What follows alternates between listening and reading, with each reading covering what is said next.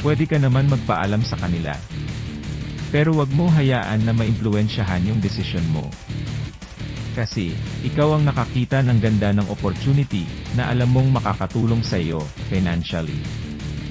Pwede natin silang kausapin para sa mga posibleng tanong nila at masagot natin ng maayos. Marami kasi akong nakausap dati na nagustuhan nila yung business. Pero dahil ayaw ng asawa, pamilya nila, hindi na sila tumuloy.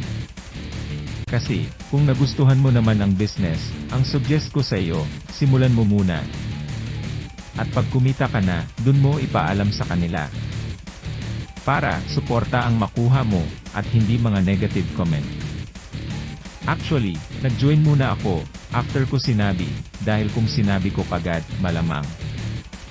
Until now, hindi pa ako member ng opportunity na ito.